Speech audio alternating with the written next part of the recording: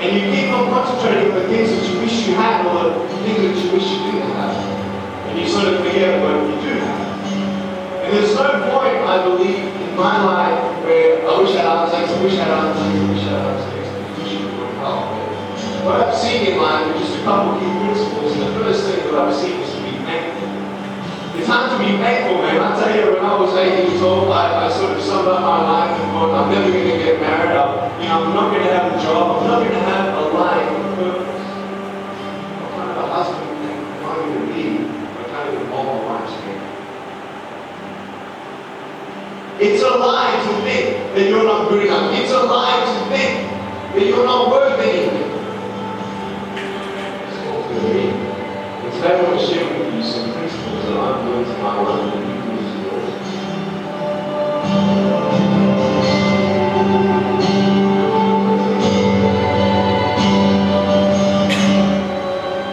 Being patient with your work. I tell you, it's the hardest thing.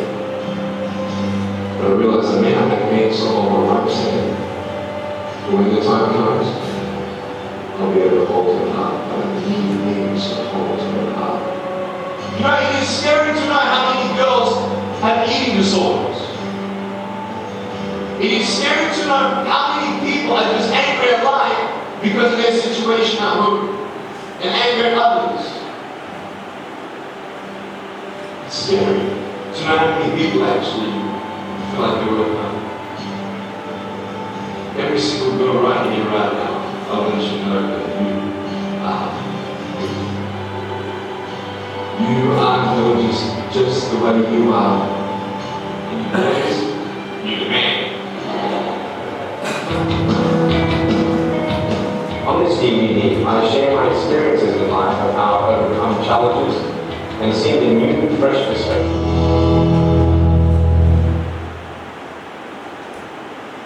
काय वाटलं?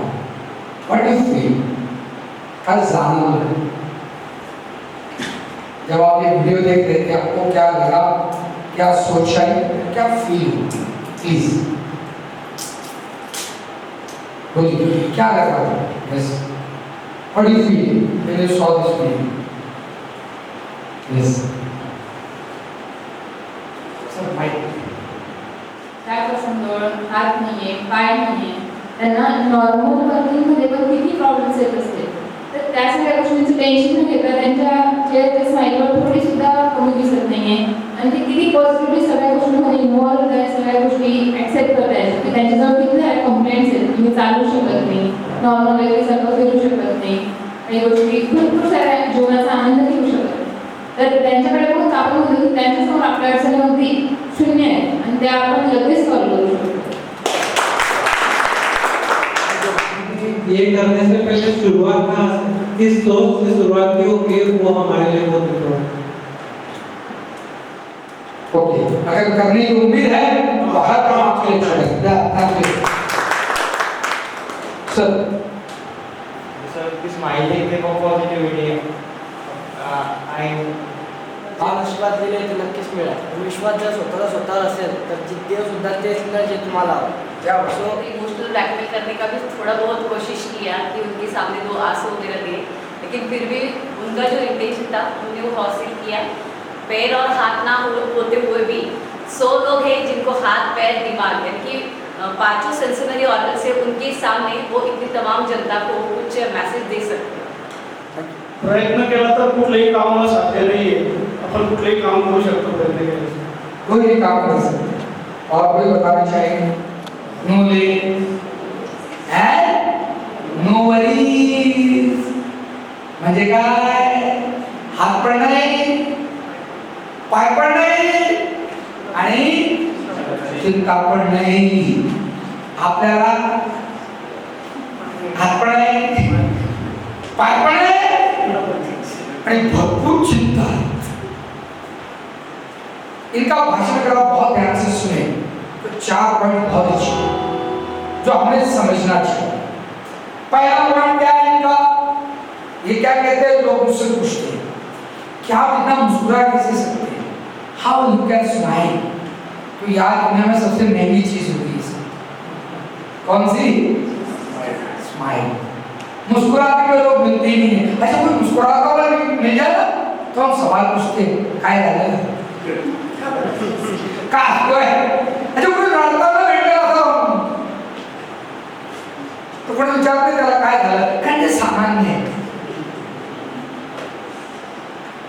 दंगलग्रस्त, भूकंपग्रस्त, पूरग्रस्त वाटतात सध्या वो क्या कहता है, लोग मुझे पूछते हैं कि तुम मुस्कुराते क्यों, कैसे मुस्कुरा सकते हो तुम, तो कहता है साहब बहुत आसान है, इट्स वेरी इजी। क्या इजी है? वो कहता है I thank to God he has given me the chicken drums। वो कहता है मैं इसलिए मुस्कुरा सकता हूँ क्योंकि मैं भगवान से उन चीजों के लिए भगवान के आभार मानता हूँ जो चीजें भगवान ने मुझे दी है, और हम सारे टेंशन में इसलिए हैं क्योंकि हम उन्हीं चीजों को रात दिन सोचते हैं जो भगवान ने हमें गाड़ी से खड़े नवीन मिळाली मग मुस्कुराऊंगा, जॉब तो मिळाला ना मग स्माइल करेंगे, हे मिळाला ना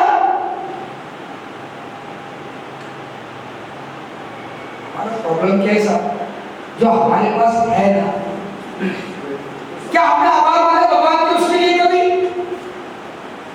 अरे जो नहीं था वो तुम्हारा था भी नहीं, अगर तुम्हारा होता तो तुम्हारे पास होता, वो तुम्हारा था नहीं इसलिए तुम्हारे पास जो है उसका क्या है, क्या नहीं तुम्हारे पास, क्या चाहिए तुम्हें?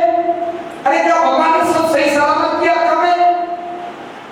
किसी ने कहा है मुकम्मल जहां किसी को नहीं मिलता, यहाँ मुकम्मल जहां किसी को नहीं मिलता, अरे किसी को जमीन तो किसी को आसमान नहीं मिलता। ये दुनिया का उसूल है, यहाँ हर चीज आपको नहीं मिलेगी, हर चीज आपको नहीं मिलेगी। माझ्याकडे एक माणूस काउन्सिलिंगला आला, मला म्हणाला पैसे पाहिजे, काय पाहिजे, टेन्शन कशामुळे नाही, म्हटलं किती पाहिजे, किती पाहिजे, भरपूर पाहिजे, म्हटलं तरी बोला चल तुझे सब दौलत देता हूँ, किस्मत उस आदमी की भी देता हूँ जिसके पास दौलत तो बहुत है लेकिन औलाद नहीं है। कह रहे नहीं साहब तो ठीक ही वाले ठीक है। क्या आपने जिंदगी में कभी सोचा है क्या नहीं है? अब पहले लिस्ट आउट कीजिए आपके पास क्या क्या है, पहले क्या लिस्ट आउट कीजिए आपके पास क्या है, क्या क्या है, और मैं आपको लिख देता हूँ। जिस दिन आप ईमानदारी से लिस्ट आउट कर लेंगे आपके पास क्या क्या है, जो नहीं है उसके लिए आप रोना बंद कर देंगे। बहुत छोटी एग्जाम्पल देता हूँ, हमें कैसा होना चाहिए।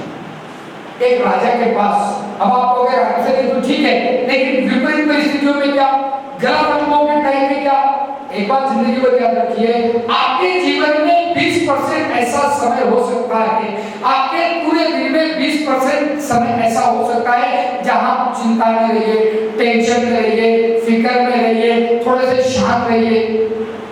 बाकी 80% का क्या? What about rest of 80%? बाकी 80% क्या? आपल्याकडे तो बघा नेहमी चेहरा कसा असतो, सकाळी 10ला पण असा आणि संध्याकाळी 5ला पण। कितीतरी लोक त्यांना भेटा, बाबा रडतो कशाला आहे? नहीं मेरी शक्ल ऐसी है। ये लोगों को भी ये बोले रोता है क्यों है? ये नहीं था मेरी शक्ल ऐसी होता है। अच्छा इतना टेंशन है, मैं चलिए मान लेता हूँ बहुत टेंशन है आपकी जिंदगी, पर एक बात बताओ, इतना टेंशन थोपड़े में हाथ पे लेके घूमने की जरूरत है? किने कम किया है क्या? और जो रहेगा वो तो रहेगा ना यार, तुम गए हो टेंशन में जी। इसलिए सबसे पहला उसको बनाइए चेहरा थोड़ा मुस्कुराता हुआ रहे, बस कैसा रखिए। आणि काही लोक असेच जगतात आणि असेच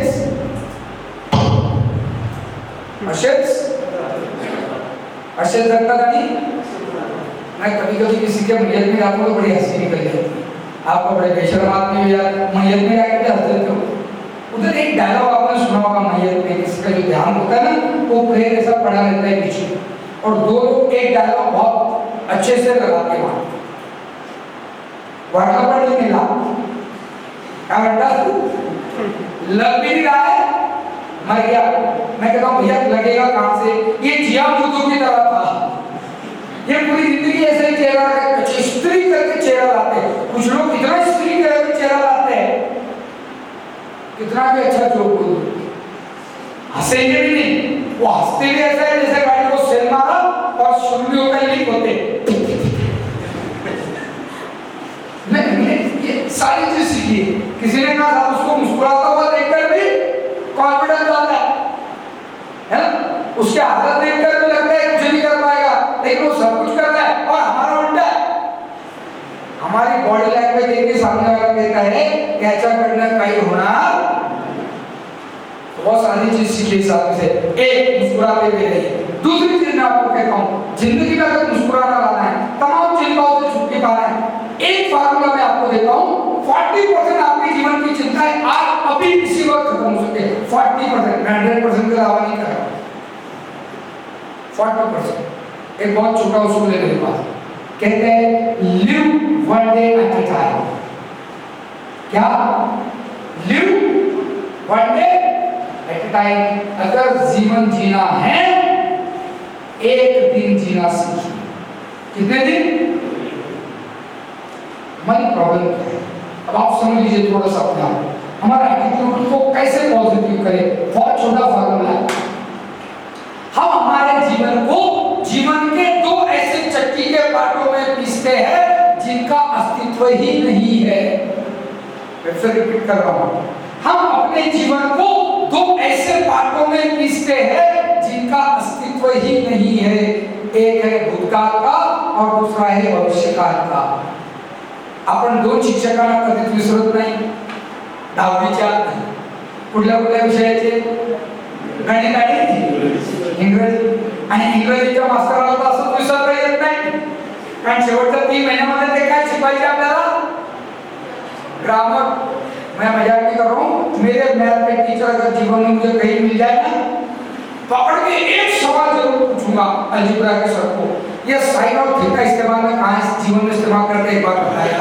बहुत बेटा मुझे मेरी आज तक नहीं समझ में आया। वो पता नहीं साइन और थीटा के लिए मुझे इतना पीटता था बेचारा। वो कहीं मिल जाए, मुझे एक बार मिल जाएगा, मैं ही अलजेब्रा का टीचर हूँ, तो मैं उसको एक बात जरूर पूछूंगा, सर एक बात बताओ, ये साइन और थीटा इस्तेमाल किधर करूँ यार, आज तक समझ में जाए। साइन और थीटा याद करायला म्हणजे भांडण, लग्नाला 20 वर्ष झाल्यानंतरचं भांडण। कितने साल? 20 साल बाद का झगड़ा। और पति कुछ बोल नहीं रहा था, तो मैंने कहा सर बोलिए, आप तो कुछ बोलिए। तो पत्नी ने बहुत जो सवाल पूछा वो ध्यान रखिए। पत्नी ने कहा, अरे हे काय बोलती, हे काय बोलती, हे मला बघायला डोक्यात ठेवायला लग्नाला 20 वर्ष झाली। ही लाईन लक्षात ठेवायची। आता ते काय म्हणते बघा, हे काय बोलते, हे मला बघायला आले होते तेव्हा यांच्या मामीनं माझ्या आजीचा अपमान केला होता, तरीही माणूस असाच गप होता, विचारा का? मला काही कळलं का? मी त्या बाईला विचारलं, म्हटलं मामी कुठे आहे? म्हणे गेली। म्हटलं आजी? म्हणे त्याच्या आधीच गेली।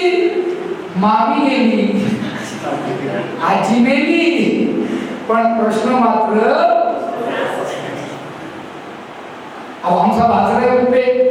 हम क्या करते हैं? अरे हम क्या करते हैं? यही करते हैं कि नहीं करते?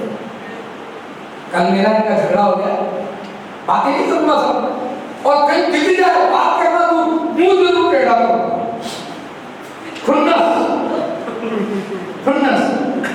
सारा उसको देता हूँ यार, छोड़ो ना।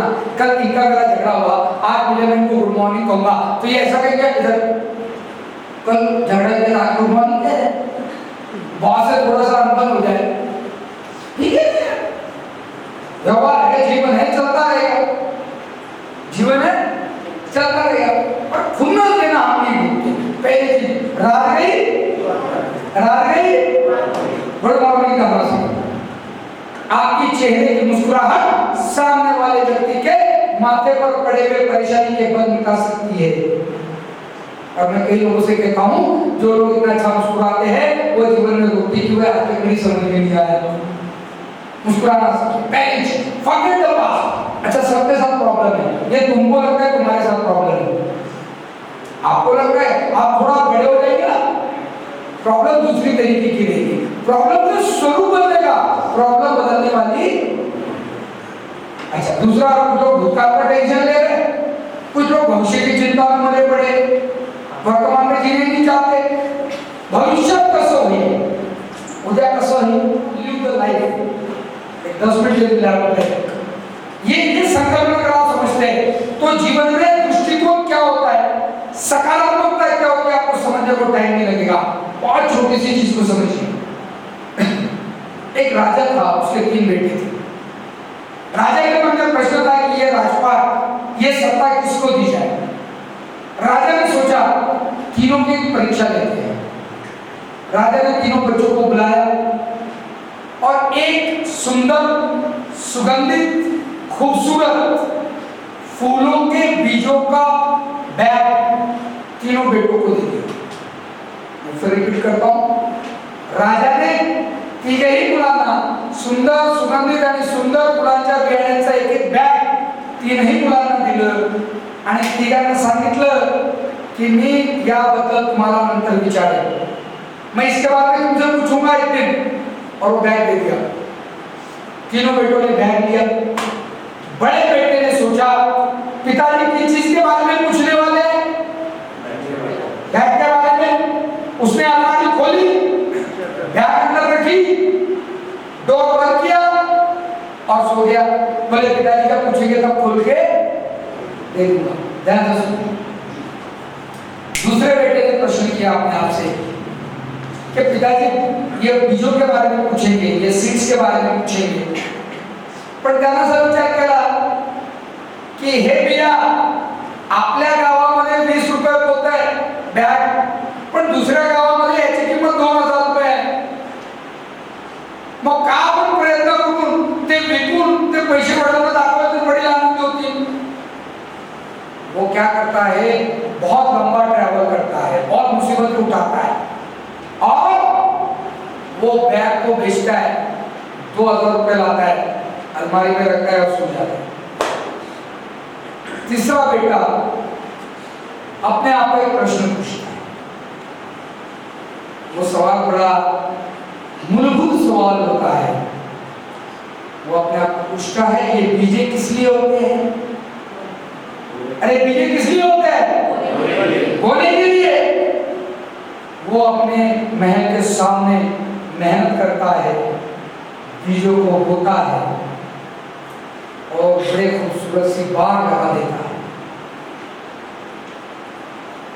खुशबू भी आती है, फूलों से कई बीजे फिर पैदा हो जाते हैं और खूबसूरत महल लगता है। एक निश्चित कालावधि के बाद राजा अपने तीनों बेटों की परीक्षा लेने के हिसाब से फिर आता है और बड़े बेटे से पूछता है बीजे कहाँ हैं?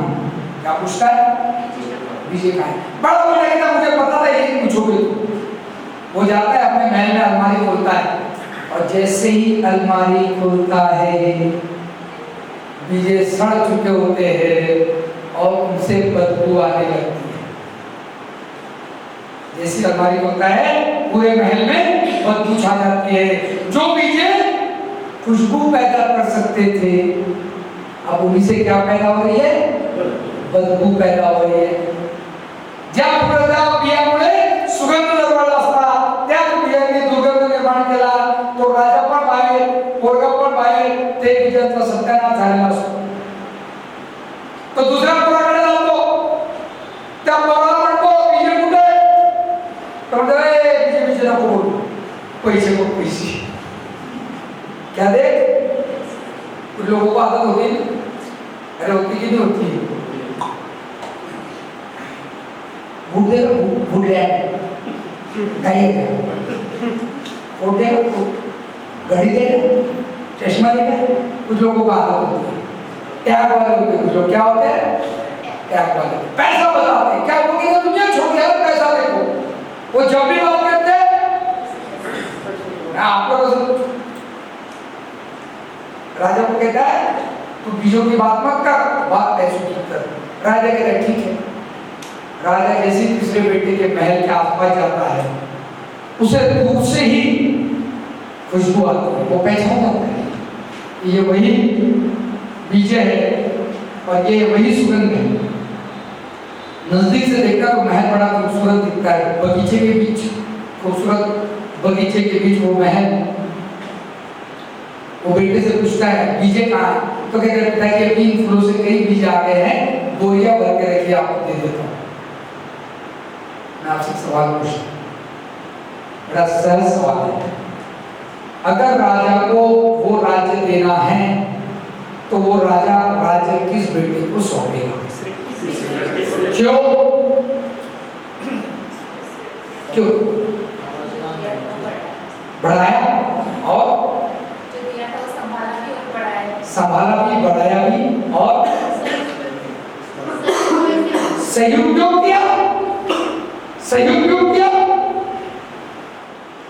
मैं आपको यही कह रहा हूं, अरे ऊपर वाले ने जीवन रूपी सुंदर सुगंधित फूलों के बीजों का एक एक बैग सभी को दिया है समान। अब आप उसका इस्तेमाल कैसे कर रहे हो? कुछ लोगों ने बंद कर रखा है, अध्यात्म नहीं, मदद नहीं। आपला आपला जाता है, आपला मैं भला नौकरी मिली, क्या करना है? बंद हो गई जिंदगी से। जिंदगी क्या होती है? अलमारी में जिंदगी खुलते हैं, बदलू जाते लोग कहते तू बोलो तो हमको याद रखो बस। तू क्या करता हो? तू बोलो तो हमको जेमा बोलतो तेव्हा काहीतरी सत्याला तो गप्प बसत जा, क्योंकि जब खुलते कुछ बुरा ही करते हैं। दो दूसरे टाइप के कुछ लोग हैं जिन्होंने जिंदगी बेच दी और क्या कमाने के पीछे पड़े? ऐसा कमाने सब